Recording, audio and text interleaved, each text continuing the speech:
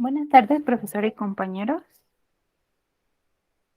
Nosotros somos del equipo 3, el cual está conformado por Arenas Núñez Dayana, Hernández González Valeria, Lira Garrido Hanna, Rubalcaba García Enki y yo Aguilar Gutiérrez Mariano. El día de hoy tendremos el gusto de exponer acerca de la gastronomía prehispánica en México. A lo largo de esta presentación estaremos viendo una pequeña introducción, seguida por el primer tema, que es la cocina prehispánica, símbolo de identidad, dentro del cual se estará exponiendo acerca de la comida prehispánica y los alimentos representativos como lo son el maíz, el frijol, el chile, el amaranto, el cacao, los insectos y el nopal. En segundo tema estaremos viendo la gastronomía en lo social, cultural y ritual de México, y por último la cocina en la arqueología.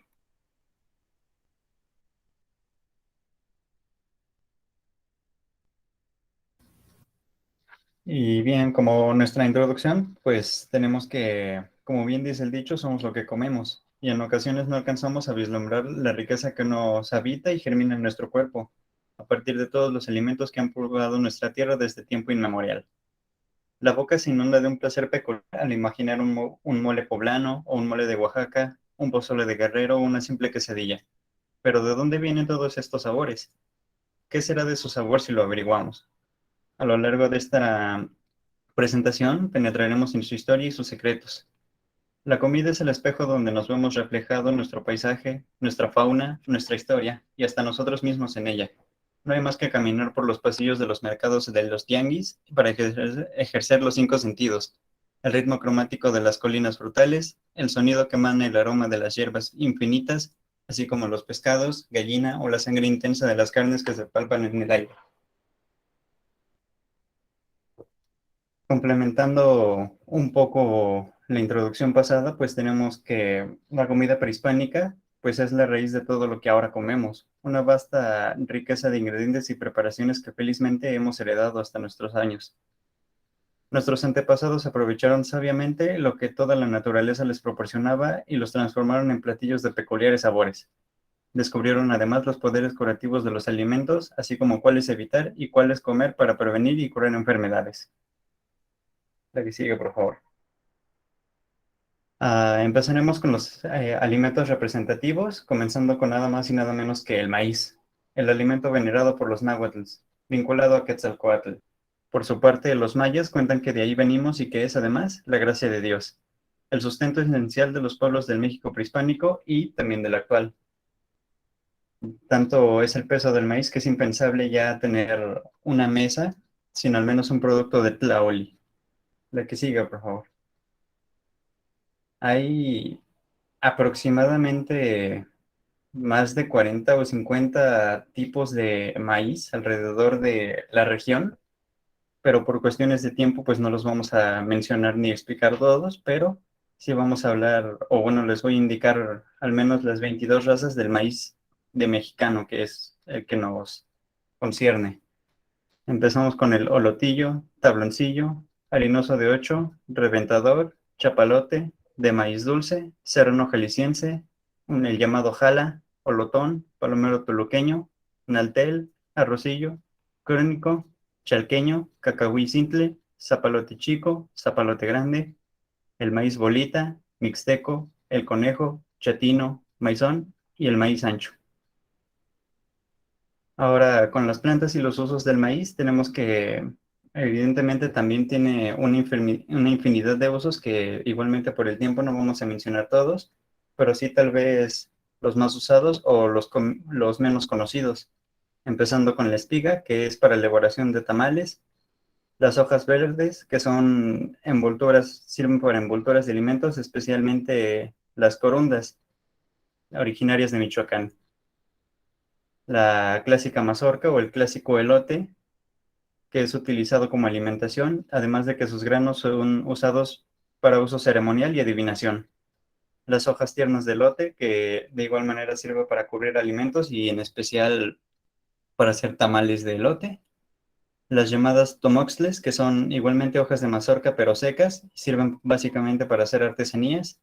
Y el olote, el cual se usa como desgranador combustible y también para artesanías. La que sigue, por favor. Ahora, el proceso de nixtamalización se refiere a la cocción de los granos de maíz en cal, pues facilita la remoción del pericarpio, además de controlar la actividad microbiana, mejorar la absorción del agua y aumenta la gelatinización de los gránulos de almidón y mejorar el valor nutricional al aumentar la niacina. Entonces tenemos que a partir del maíz y gracias a este proceso de nixtamalización podemos disfrutar de todos estos alimentos que se preparan a base de maíz, que una vez más, al ser muchísimos, vamos a evadir los clásicos y les vamos a presentar un poco de los tal vez menos conocidos. Bueno, el atole no es tan desconocido, pero pues sabemos que es clásico también, la bebida originaria de México llamada atoli por los antiguos pobladores. Se prepara disolviendo la masa en el aceite con maíz o con leche o con agua y se pueden disfrutar de distintos sabores. Las chalupas, que son tortillas de masa aplanada y fritas, generalmente con pollito y salsa rojo y verde. El chimole, que es condimento de masa y chile quemado. Los molotes, que son rollitos de masa, rellenos y después fritos. Los peneques, que son tortillas cerradas, generalmente capeadas, igualmente rellenas. El pinole, que es harina de maíz tostada y endulzada y que generalmente se usa también como el atole para bebida caliente. Los panuchos, que son tortillas de maíz fritas y aderezadas con frijoles, que al contrario de las picadas o los sopes, llevan el frijol y los ingredientes adentro de la masa. Y las famosas tlayudas de Oaxaca, tortillas de maíz muy grandes y tostadas, el cual se le colocan igualmente gran variedad de alimentos.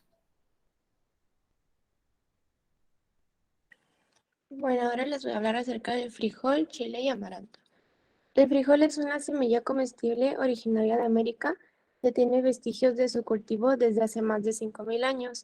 Su nombre en náhuatl es etl y fue uno de los alimentos básicos de los pobladores prehispánicos. Cuando se cultivaban para consumo fresco, se les llamaba exotl, hoy conocido como ejote.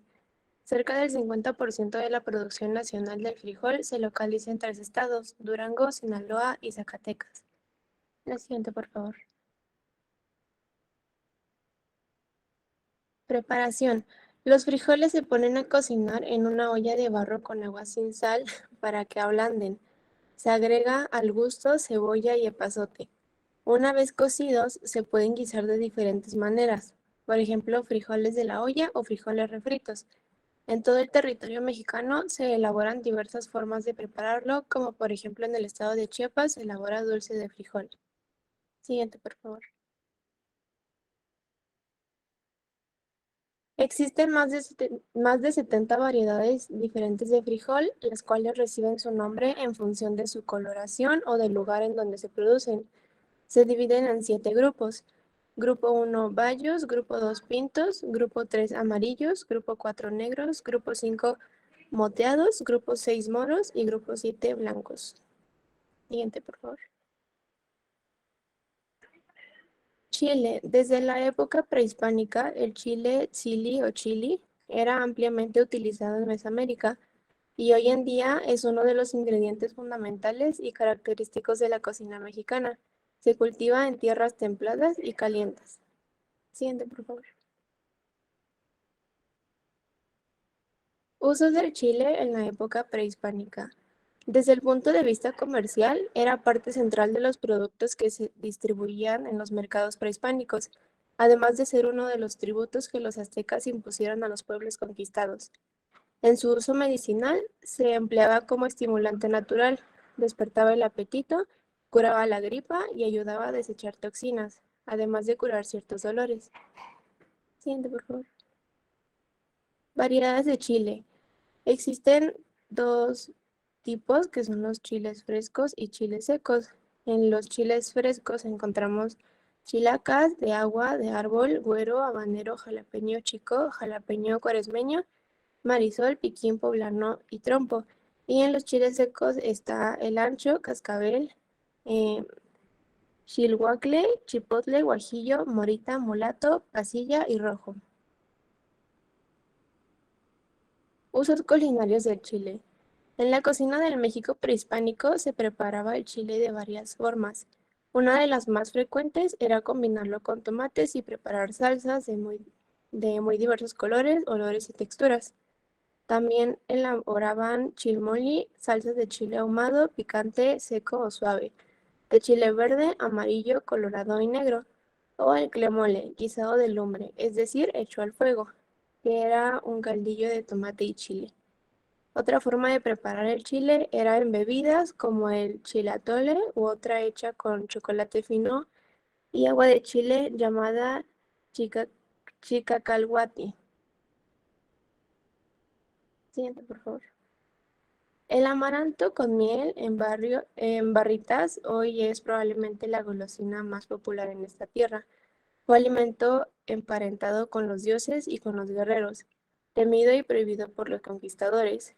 Aún se encuentra entre nosotros ofreciendo sus bondades y mezclándose amorosamente con diversos elementos para disfrute de todos. El amaranto en la época prehispánica. El amaranto fue uno de los cultivos prehispánicos de mayor relevancia, pues rivalizaba en importancia con el maíz y el frijol. Era consumido tanto en forma vegetal como en cereal. A la llegada de los españoles se prohibió su cultivo y su consumo por considerarla pagana.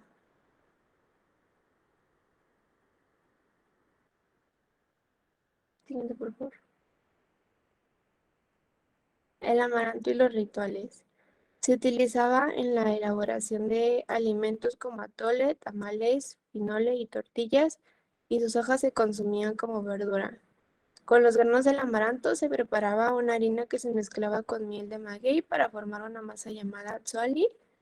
Con ella se elaboraban figuras e imágenes de deidades utilizadas en diferentes cultos.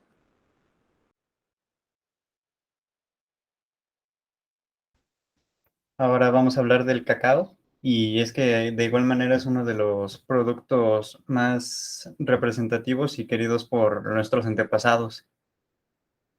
La semilla usada como tributo, alimento, moneda, era más preciado que el oro. Es producto de la tierra caliente del Soconusco del altiplano, y del cacao, el chocolate, casi casi considerado bebida de los dioses. Y en palabras de Reinaldino de Sagún, y en acabando de comer, luego sacaban muchas maneras de cacaos, hechos muy delicadamente. La que sigue, por favor.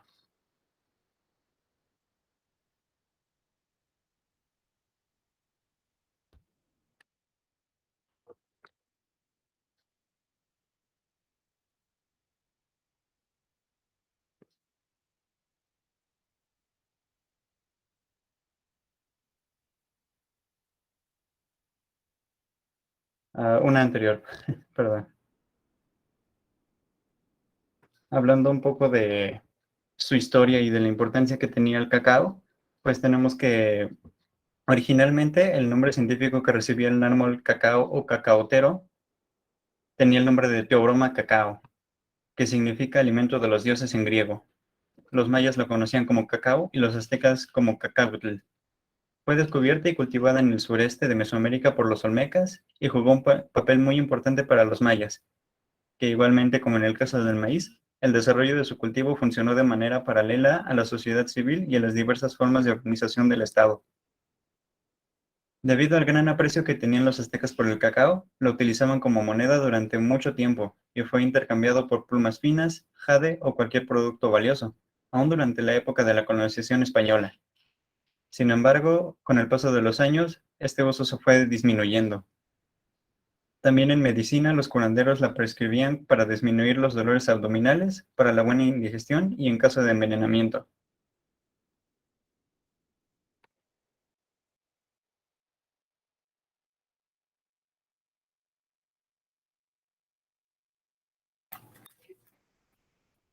Uno de los grandes deleites de la comida prehispánica de México era beber una jícara de chocolate, que en vocablo significa agua espumosa, mejor conocido como el chocolate. Esta bebida no era para todos. Las mujeres en esa época no podían gozar de esta receta. Durante el Imperio Azteca, solamente los nobles o los guerreros tenían derecho a consumir esta bebida energética. El resto de la población tenía permitido beberla solamente durante ciertas ceremonias y tenían que requerir permiso especial. Se puede tomar caliente o en esa etapa también se podía tomar frío. La siguiente, por favor.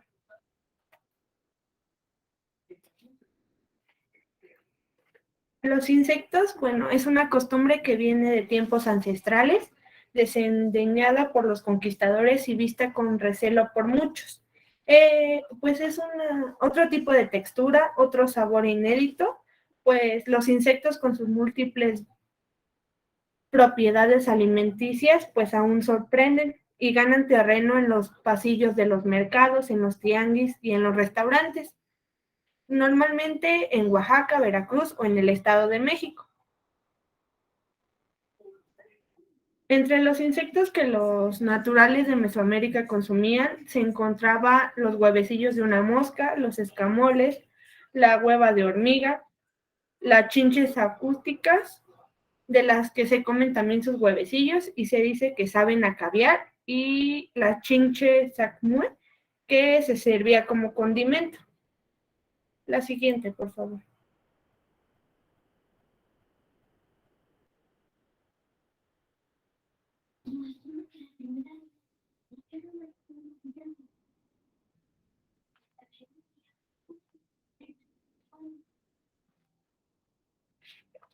El nopal, también llamado nopalli, es una figura imprescindible de nuestro paisaje natural. En él se posa el águila devorando una serpiente, que es una identidad nacional. Es un destino último e indicador del ombligo del mundo. Y aparte es indispensable en nuestra mesa desde hace siglos, desde la más humilde hasta la más opulenta. Es un sabor a tierra mexicana. En la época prehispánica se criaba cochinilla en el nopal, gusano que producía un colorante para el teñido de telas y también era utilizado para adornos faciales o corporales.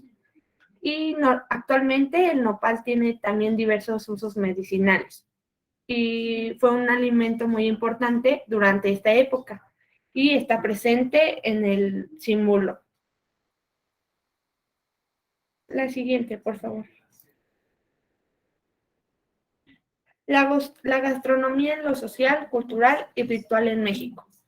En la época prehispánica se dibujaba una línea entre las clases sociales. Los poderosos podían disfrutar ricos manjares, mientras que la gente común se limitaba a ingerir solo aquellos alimentos que las estrictas reglas permitían. La comida, pues, era un elemento fundamental como lo es ahora, pero más para los rituales del México antiguo.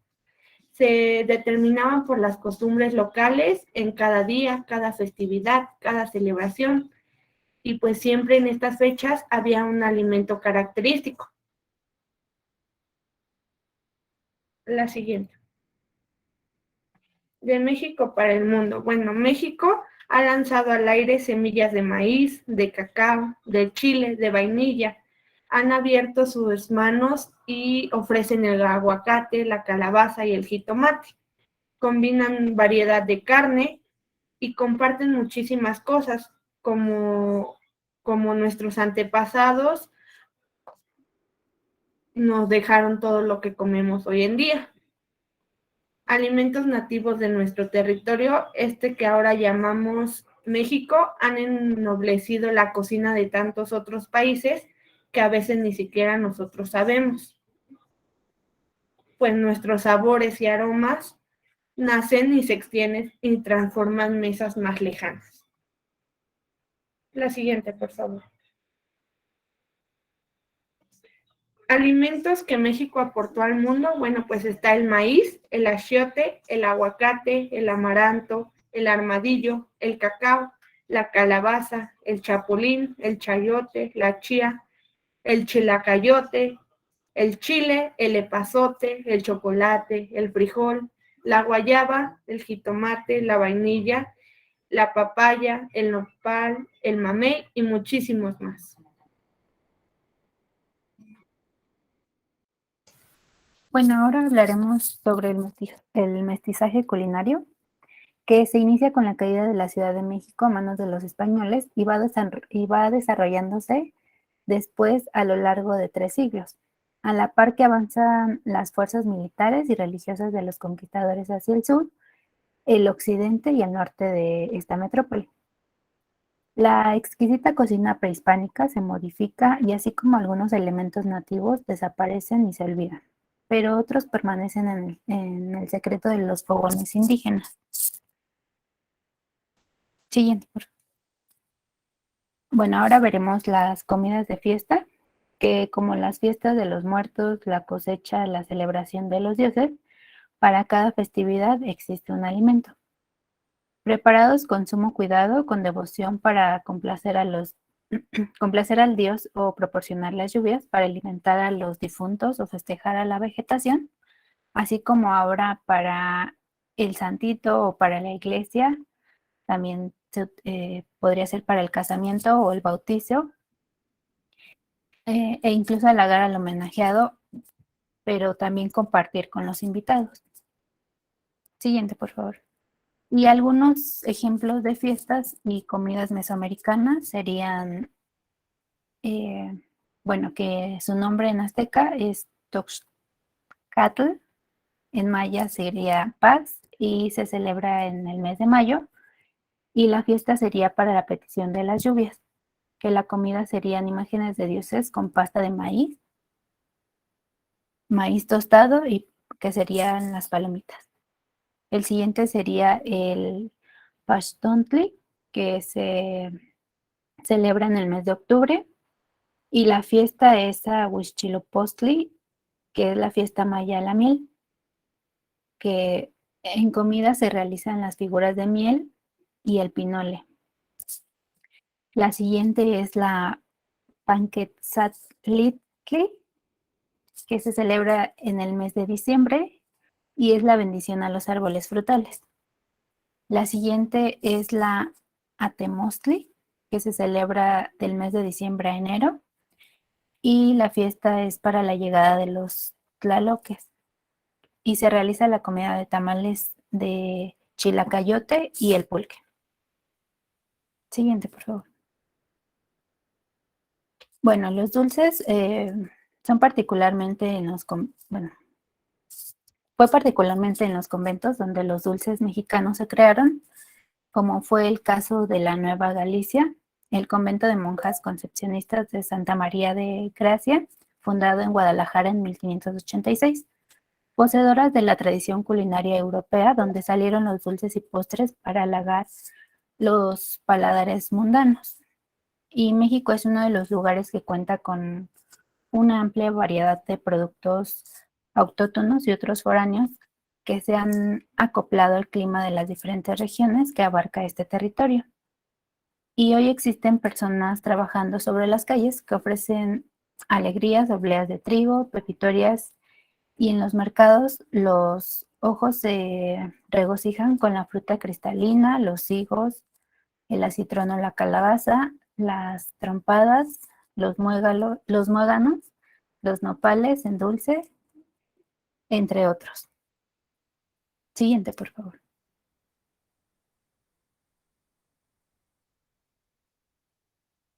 Bueno, y la comida sin bebida, pues no es comida, pero tiene que ser la bebida adecuada, la que armonice con las texturas y los sabores.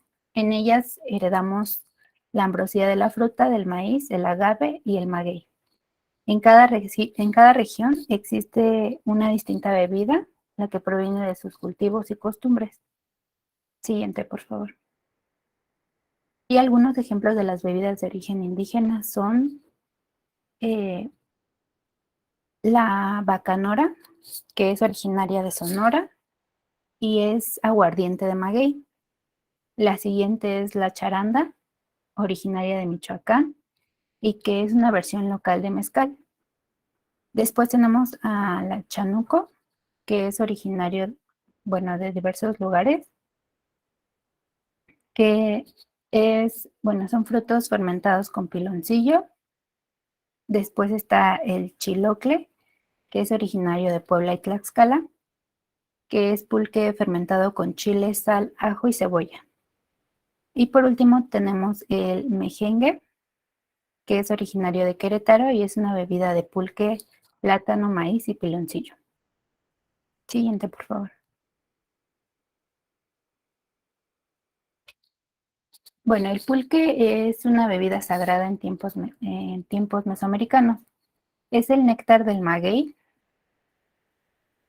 Tan escasamente bebido en nuestros días, nos devuelve el sabor del pasado y nos instala en la tierra del presente. La palabra pulque proviene del náhuatl poliquir, descompuesto, bueno, que significa descompuesto, echado a perder, pero en nuestros días en esa lengua se le sigue llamando octli, nombre genérico para vino o bebida embriagante.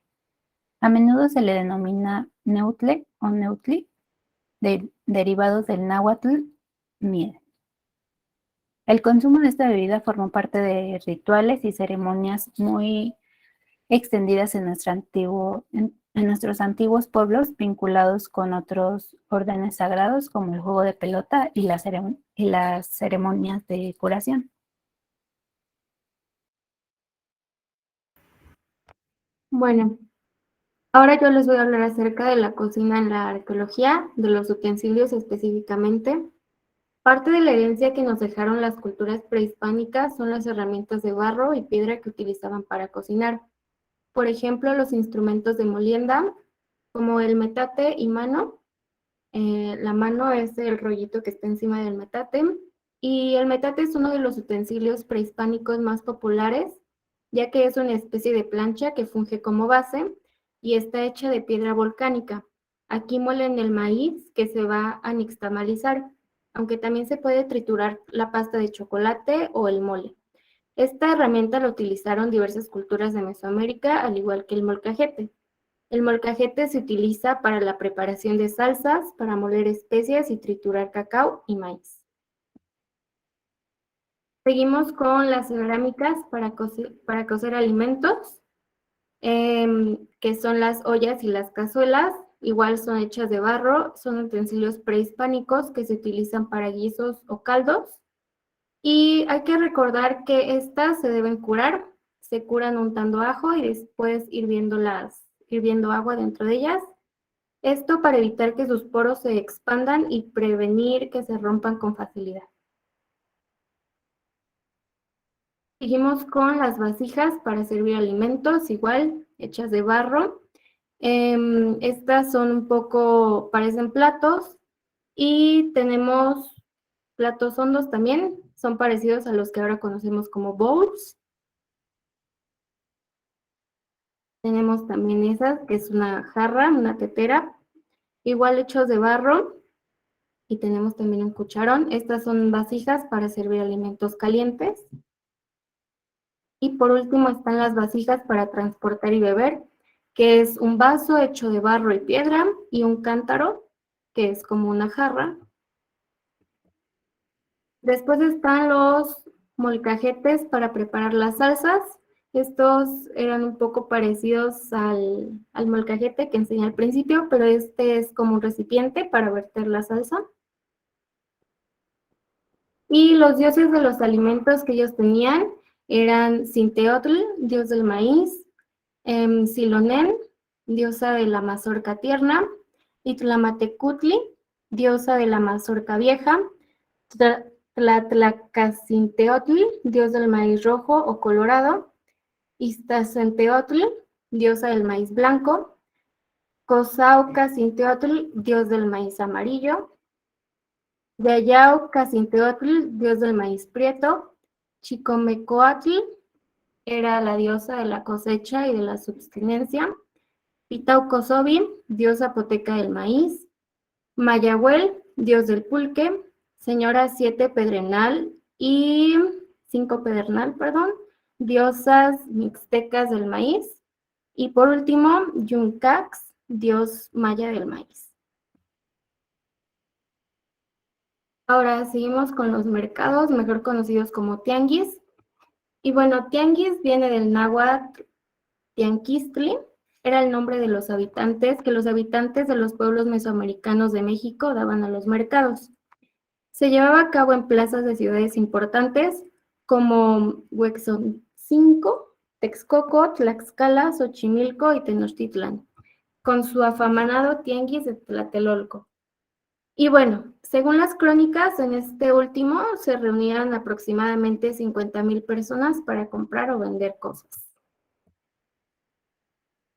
En estos mercados se vendían verduras, hierbas medicinales, frijol, maíz, algodón, aves, peces, obsidiana, loza, hachas y minerales. Y habían jueces que vigilaban las mercancías e impartían justicia en los tratos comerciales, como el que se encuentra en la imagen que está sentado, ese se considera un juez. Y las transacciones se efectuaban principalmente mediante el trueque o utilizando el cacao como moneda. Y bueno, tenemos las referencias bibliográficas y eso es todo por nuestra parte.